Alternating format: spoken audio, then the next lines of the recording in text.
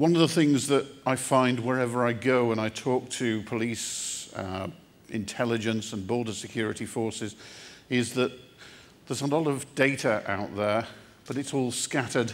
It's held by different organizations. There are walls between those organizations. The whole thing is siloed. Net result is that the information that's needed to successfully prosecute and deter crime is very often scattered.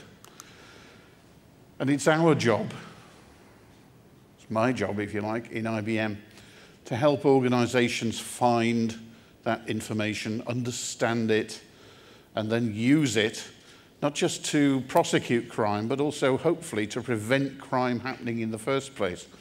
And some of the examples I'll go through deal with that.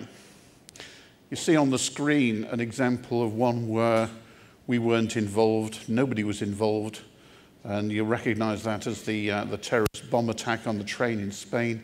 Since that day, IBM has been involved with the Spanish government in trying to set up early response control and resource deployment capability and an investigative capability that enables the Spanish government to hopefully avoid this sort of thing happening again in the future. But the objective of all of the people I talk to is the same wherever we are in the world. All of the agencies involved are trying to join the dots. And whether it's pieces of paper stuck on a wall like this, or whether it's the clear plastic wall stuck in the middle of the office with the pens being used to draw on it, it's my job to provide a solution that helps those dots to be joined up in such a way that the crime is prevented or prosecuted. While this is going on, we have the 3 V's coming into effect. The volume of data that's being processed is increasing. 57% compound annual growth rate. Personally, it seems like more, so I suspect it's an increasing amount of information that's being dealt with. The variety of information, is also increasing. Many, many years ago, we used to be just dealing with databases and third-party applications. Now we've got DNA results, we've got CCTV images, ANPR is streaming data to police forces around the world, emails, SMSs, multimedia messages, and vast amounts of data appearing on the web. We've just heard about investigations which are taking place into child pornography rings and people trafficking rings. Increasingly, those are being targeted through the web. But at the same time, crime is moving ever faster. So the velocity with which you've got to make the decisions and you've got to make the links is increasing as well.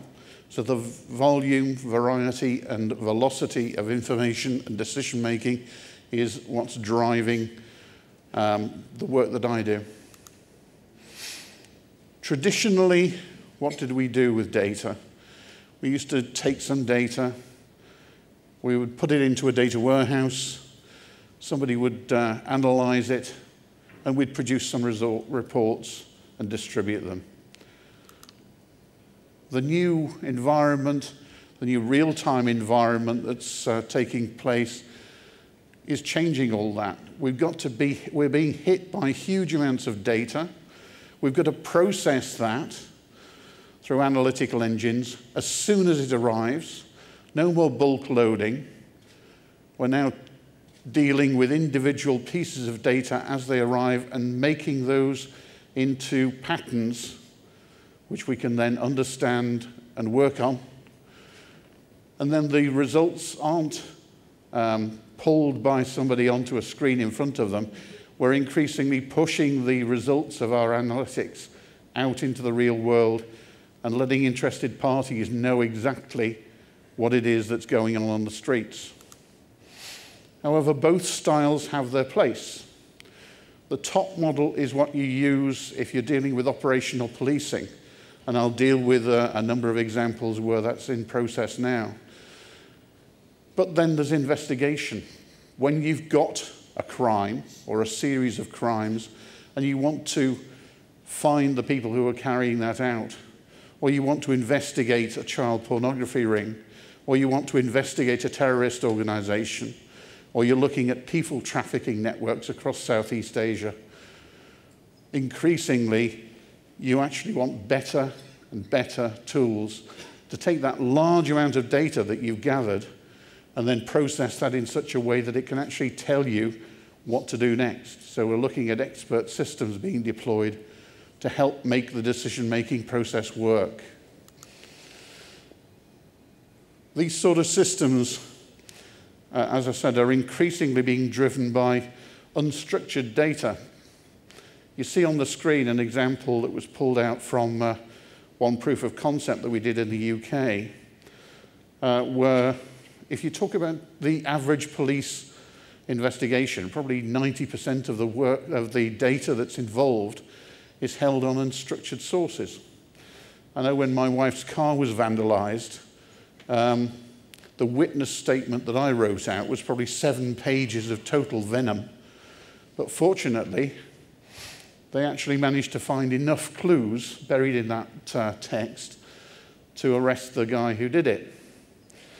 Now, what we've pioneered in places like Germany and Estonia, and more recently in the Netherlands, is actually pulling clues out of unstructured sources of information automatically, and then processing those very, very quickly to actually highlight links as they appear on the data. It's a small step from that to actually take that into automatic transcription and transliteration of broadcast sources. Real-time translation from, in this example, Al Jazeera into English, and pulling clues out of the text as it appears. Next step, the internet. The Estonian police and the Royal Netherlands Police have recently run proofs of concept with us to actually look at child pornography and child molesting cases on the internet using the data taken from social networking websites. So they're looking for trigger words in the volume of data that's appearing on the social networking sites, and then using that in conjunction with other data that's buried inside the rest of their databases to actually make the links and try and spot the perpetrators. There is, however, a general awareness of the fact that these systems are no longer standalone.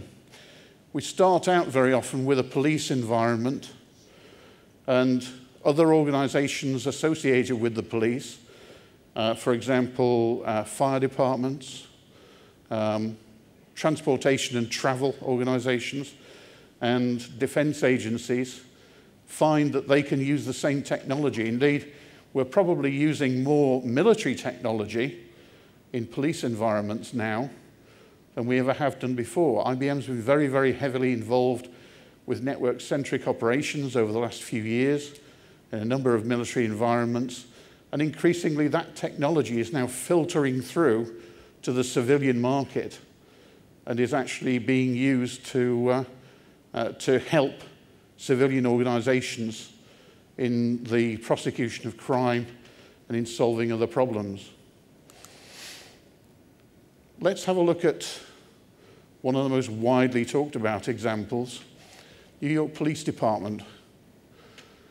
NYPD was a pioneer in this. IBM has been active with the NYPD since 1999. Their first request to us was, can you help provide us with a single version of the truth across all of our operations with regard to performance management? We need to know how well we're doing at fighting crime. They now, 12 years later, have a real-time crime center which has made a real difference to their ability to actually prosecute crime across the whole of New York State. You'll find a lot of data about it on the web, and if you visit YouTube, you'll find a video But just in case you can't be bothered,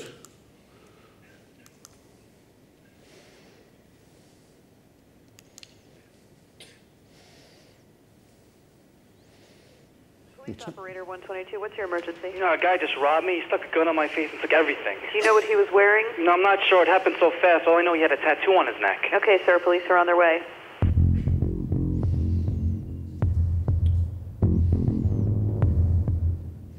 don't you just love marketing people?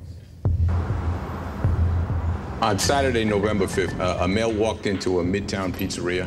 He ordered one slice of pepperoni pizza, sat down in the back of the pizzeria, and remained there until closing. At this time, the owner approached him and asked him to leave.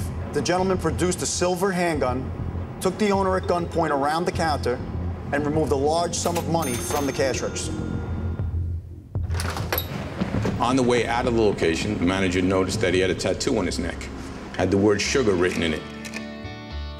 We're heading north over here, and we're passing 11th Street and Avenue B, and that was a big block for crime. Very big block. There was a place over here called the Brown Door, which used to serve heroin and cocaine, and junkies used to flock all night long over there to buy the stuff. Growing up as a kid in the Lower East Side, it was not the best of neighborhoods. Drug use was very big, the crack epidemic, I saw a lot of that. There were also street gangs that ruled a lot of the neighborhood. My parents wouldn't allow me downstairs by myself. When I was in the detective squad in 110 in Queens years ago, I remember putting 189th robbery on the sheet. When the NYPD focused on the street-level crime, that started the changing of this neighborhood. Thompson Square Park, where the homeless used to eat pigeons, now it served a squab on Avenue B. In the aftermath of the attacks of September 11th, we simply had to do more with less. Our budget was cut, our personnel was significantly reduced. It's a classic case of trying to be more efficient, more effective with diminishing resources. I think the vision from Commissioner Kelly's standpoint was, how do you utilize and leverage technology to do a better job of providing a knowledge-based tool for the detectives so that they could in fact be able to solve crimes more effectively. Our old systems only gave us the capability to do certain queries, very limited search capabilities. I wanted to be able to get information that we knew we had. We're kind of a classic case of a big organization not knowing what it knows. It was out there, it was in multiple forms, paper, separate databases, separate processes, and now the challenge was, how do you integrate all of this into an opportunity where there would be one place to go? The question was, how do we gather that information and get it to our officers on patrol? The answer to that is the Real-Time Crime Center.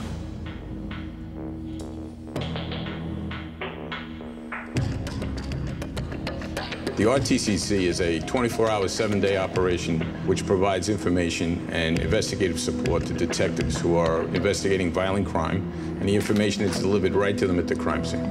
It is, in essence, a data warehouse where we brought this information together. Some of those databases are incident databases, arrest databases, patrol databases, corrections databases, warrants databases. We've taken a lot of the grunt work out of the hands of the detectives and give them the time to spend what we want to do most, which is hard-nosed detective analysis and solving crimes. The Real-Time Crime Center can give us information much faster than we can ever gather it ourselves. He's male Caucasian, 6'2", sugar tattoo on his neck, last seen. The detectives reached out to us with the nickname of Sugar. And we were able to bring back a man with a violent robbery history. We pulled up his photo and his physical attributes, and he matched the description to a T. We then helped him develop information on his possible whereabouts. Myself and a team of detectives from the Midtown North Squad went to a housing project. A group of us walked through the front door, up a flight of stairs, till we came to apartment 2B. We knocked on the door, and inside was our perpetrator. If it wasn't for the technology that's available here, we wouldn't have been able to solve this case. Fighting crime is all about information. It's connecting the dots. There are literally hundreds of cases like Sugar. And when you have that information, you're able to connect it all using technology in a place like the Real-Time Crime Center. You're going to make New York and any city a safer place. The Police Foundation has contributed significant amounts of money for components of the Real-Time Crime Center. 95% of the police department's budget goes for personnel services, leaving only 5% to pay for everything else. Our mission is to close the gap between what they need and what they have, and we do that through the generosity of the citizens of New York. I believe the city of New York is a safer place today than it was years ago. That's probably the most satisfying thing here, knowing that we're bringing something important to the police operation at the NYPD. It's improving the way they do business. It's improving the way they solve crime. I think one of the terrific aspects of what IBM can bring to the table, and something that differentiates us, is that we can marry all of these aspects, technology, software, services, to help the city of New York fight crime. What can help us in the short term and the long term?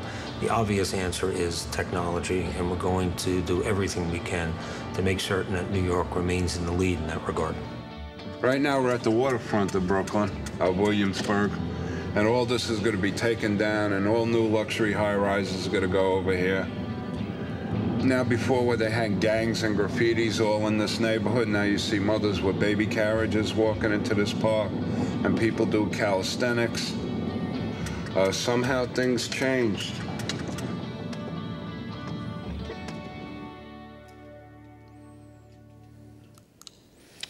I'm not going to stand up here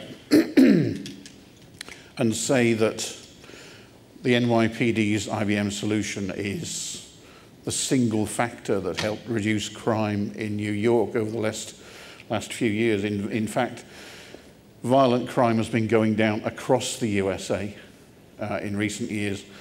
But the fact of the matter is that if you talk to any of the people in NYPD, or if you talk to any of the people in the police forces who've used elements of the NYPD solution in their solutions, places like Puerto Rico, we're currently putting in a similar solution in Chile, and we're talking to a number of other national governments about it worldwide.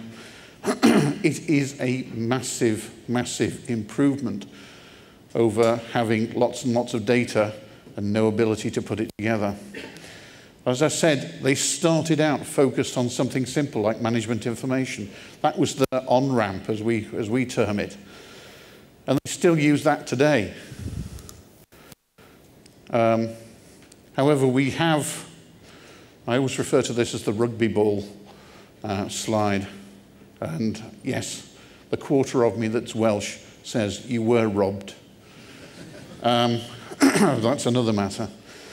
The key point is that we're not delivering solutions that just involve technologists doling out information to people. We're involving the actual officers and the analysts involved in investigations in using and sharing data to provide actionable intelligence. It's that insight provided by police officers that actually provides the actionable intelligence. And you will have seen on the video, the war room. You don't have to have a $50 million war room, but that's what they bought. But the fact of the matter is, those guys sitting in front of the screens are real-life detectives.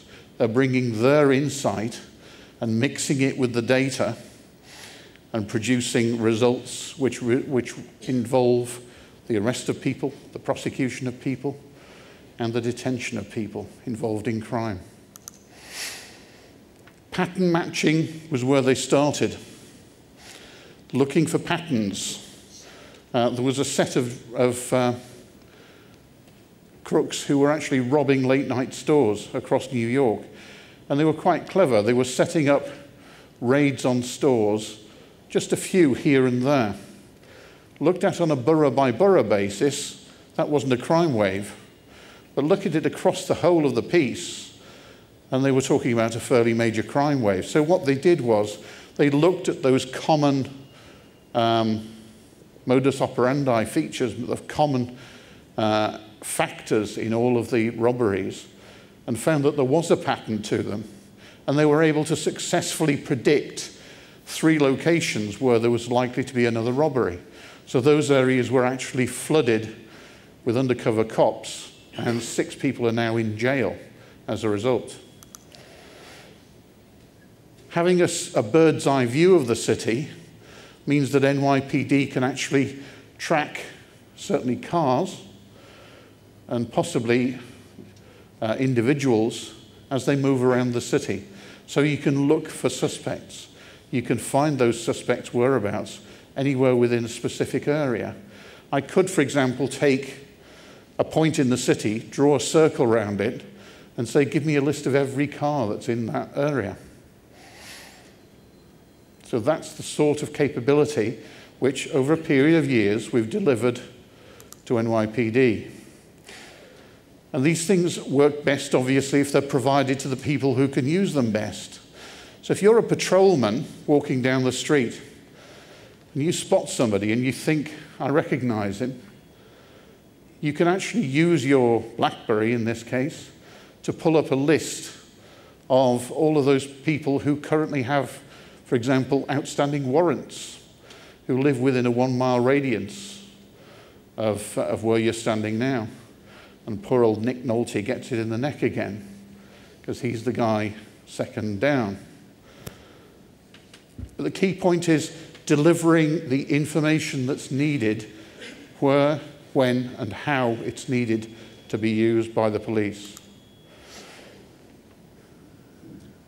It's extensive. It's been in place for a few years now, and it's growing all the time. I won't go through all the stats, but some interesting points are in yellow. Over 33 billion public records are now available to the system, with proper safeguards to mean that only those key bits of information which are of use can be seen by the operators. Good example, a friend of mine who's a lecturer at Warwick University was in New York driving a hire car. Hire car was T-boned by a local. The police arrived, scanned the driving licenses, obviously couldn't do anything with the UK license, but the local was then hauled off to jail. Not because he'd crashed into somebody, but because he had an outstanding warrant, and that came up automatically when his driving license was scanned. So he was hauled off to jail, in actual fact, for not paying his taxes. So that was a federal offence. They've had the solution in place for about 5 or 6 years now, maybe a bit longer. But they've invested in the very expensive habit of adding history into key subject areas, murder, kidnap, etc. Why? It's expensive, it's difficult. Why would you do it? Because the Real-Time Crime Centre is now solving cold cases. It's joining those dots. And that's a real payback, as they say in MasterCard, priceless. And the mobile and vehicle-based access has actually revolutionized the way that the police use their solution. And that's shown by the productivity over the years. Now, zero tolerance, 3 strikes and you're out, broken windows theory, it's all had an effect. But talk to the people in New York Police Department and they will tell you it is a major boon. And that's what's contributed to such a reduction in violent crime. But sometimes just accessing it and looking at it isn't enough. I won't go through all of these. I'm sure you're getting a copy of the slides. Let's look at Memphis Police Department. Memphis Police Department and IBM and the University of Memphis have worked together for a number of years now on a thing called Blue Crush. You can find that on Google. And they're actually predicting what crime's going to happen, where it's going to happen, and when it's going to happen. And they're using that to optimize their resource deployments. It's another way of getting round the pressures on resources. UK Ministry of Justice, along with a number of other agencies, are looking at profiling offenders. They started with youth offenders to predict the chances of that individual reoffending. And it's having measurable effect on reoffending rates. So it's now being expanded greatly into other areas. The effect of that within an operational policing environment can be interesting to say the least. You see the sample screen taken from New York, where we're looking on the left at the last 24 hours history of incidents, and on the right at a prediction of where you should be placing your resources over the next 4 hours. However, something like a street light going out can affect whether or not there's a likelihood of crime in that particular area. If I'm standing in my apartment and I notice that the street light's out on the corner, that street light being out then means that there's an increased chance of being mugged on that corner. Therefore, something as small as whether or not it's raining or whether there's a street light gone out will have an effect on the likelihood of certain types of crime within that area.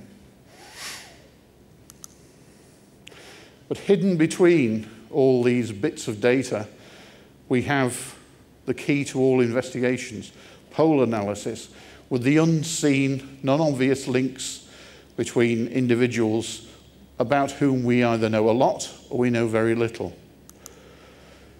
You will have noticed, or you may have noticed in the press recently, that we've just completed the acquisition of I2. That's the latest of our acquisitions in the analytics area. And I2 is used in conjunction with a lot of our clients with existing IBM software to actually automatically join the dots and spot those crimes which have either happened or are likely to happen, and also to spot those people who may well be responsible for them. And to link those together with software from our partners, for example, Esri, to actually provide us with the ability to not only spot events, but also potentially map them. And that is also being driven by data from social networking, as I mentioned before. So increasingly, the web is becoming just another source of data from our crime analytics point of view. What's the biggest one in the world of this? It's the FBI's National Index. IBM Solution is actually providing them with a tool that services 18,000 agencies, ranging from the FBI itself through to Hicksville, New Jersey, Sheriff's Department, and there is such a place, and providing those agencies with the ability to perform the sort of analysis I'm talking about, linking the individuals and the places and the events. We've seen that one already. Real-time capture of information from ANPR and from CCTV is becoming increasingly important, and just about every single organization I talk to in the world is asking me about it. And increasingly what we're doing is pulling events out of CCTV systems and then treating them as just another streaming form of data, which can then be dealt with by the analytical software, generating alerts and directing resources to undertake whatever's needed.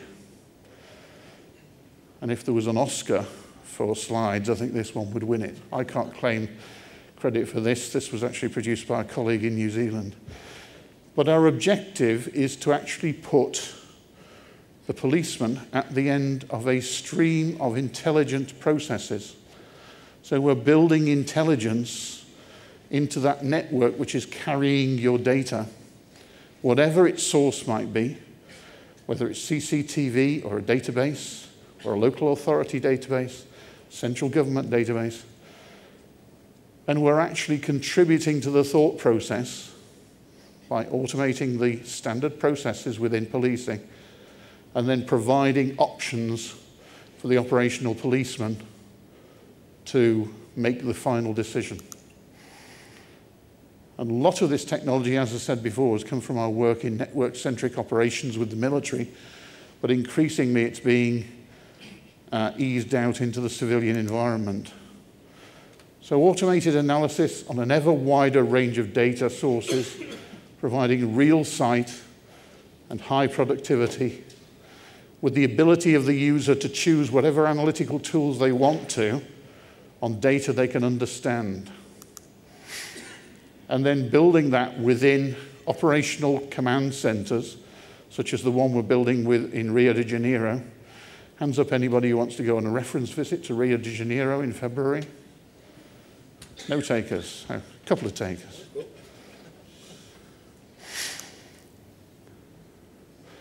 And using that to control the activities, not just of police, but also other early response and local government and central government agencies.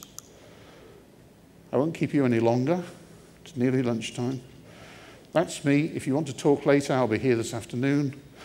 Alternatively, give me a call or drop me a line. Thanks very much.